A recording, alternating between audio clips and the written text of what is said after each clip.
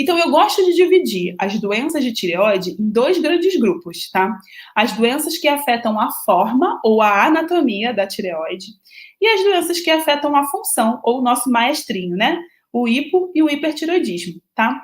A inflamação da tireoide, ela pode afetar a forma, pode afetar a função, então ela não entra nessa classificação, tá bom, gente? Mas vamos seguir aqui, né?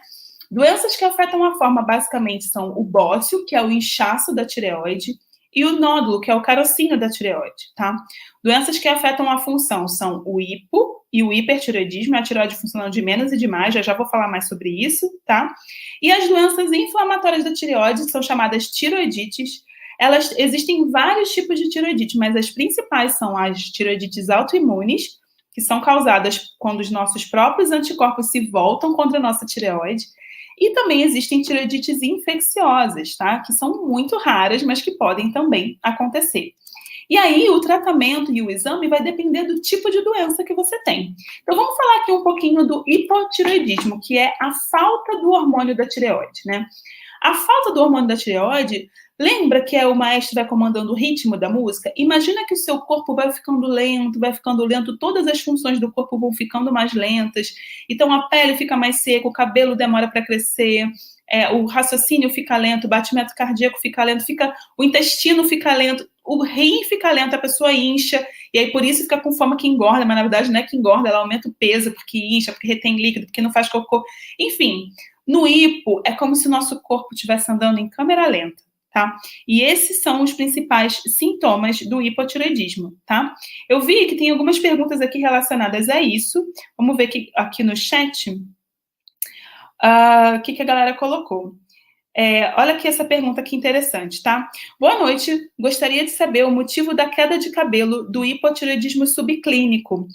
O hipotireoidismo subclínico é aquela parte, eu falei sobre isso no vídeo da semana passada, é aquela fase do hipotireoidismo que ele ainda não está completo. Algumas pessoas podem ter queda de cabelo, mas não é tão comum, tá? A queda de cabelo, ela tem diversas causas, e mais do que você colocar a culpa na tireoide, a gente tem que entender por que isso está acontecendo. No hipotireoidismo clínico, naquele hipotireoidismo verdadeiro, franco, realmente o cabelo pode cair porque, na verdade, o ciclo de crescimento vai ficando lento. Então, o cabelo cai, mas demora a crescer. E aí a gente fica com aquela sensação de que tá faltando cabelo na cabeça, tá bom, Renata? Tem mais uma pergunta aqui.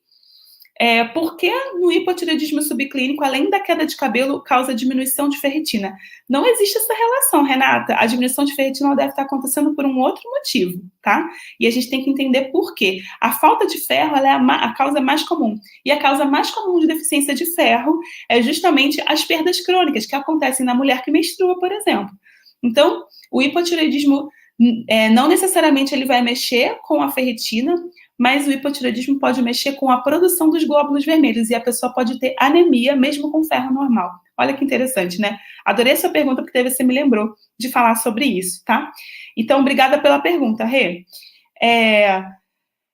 Tem uma pergunta aqui que deixa eu ver.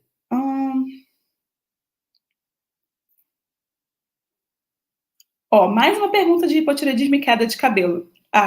Sou paciente com suspeita de hipotireoidismo subclínico e eflúvio crônico sem causa de dermatologia. O que fazer? Eu acho que você deveria investigar um pouquinho melhor se não tem alguma outra causa. Lembrar que a principal causa de queda de cabelo do ponto de vista de frequência na população é a deficiência de ferro e não o hipo, tá bom, querida? Tem pergunta aqui sobre nódulos, já vou falar sobre isso. Vamos lá, tem uma pergunta aqui super legal. O estresse crônico, 20 anos, pode atacar a tireoide ou adrenal? Estou com 2 nódulos e sintomas de hipo, mas os exames não dizem. Olha, o estresse ele pode ter sintomas parecidos com o hipotireoidismo, e o estresse crônico ele é causa de tiroidite de Hashimoto, não de causar a doença, mas de causar a ativação da doença. A gente vai falar sobre a tiroidite já, tá? Mas tem um vídeo especificamente falando sobre isso, tá bom, Rosana? Vamos lá, vamos ver se tem mais perguntas sobre hipo.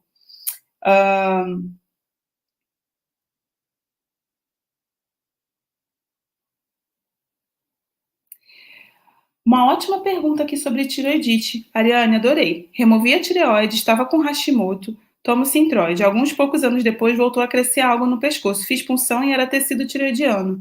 Ela voltou a crescer e ser atacada novamente?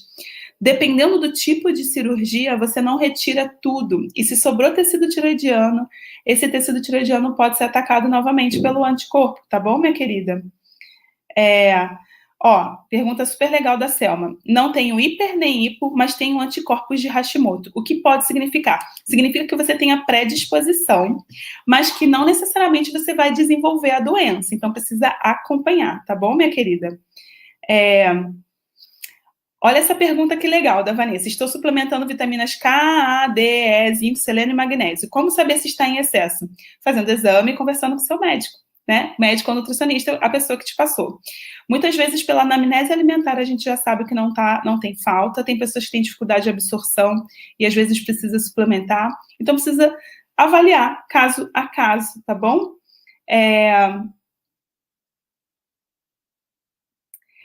Olha que interessante, né? Doutor, o que posso tomar para retenção de líquido? Tem o hipo. Na verdade, a gente precisa entender se você está tratando, se seu hipo está controlado, se essa retenção de líquido é do hipotireoidismo mesmo ou não, porque uma vez que você está tratando, não é para acontecer isso, tá bom? Olha que interessante essa outra. Tenho hipo, tomo levotiroxina, porém ainda tenho todos os sintomas. Primeiro, a gente precisa entender se a dose está adequada. Segundo, a gente precisa entender se os sintomas têm a ver com o hipotireoidismo, porque são sintomas inespecíficos que podem acontecer também em outras condições. Uma delas é a deficiência de ferro, tem sintomas muito parecidos. E se você descartou outras causas, aí sim a gente talvez seja o caso de uso de T3. Mas é muito raro, tá bom, querida? Então,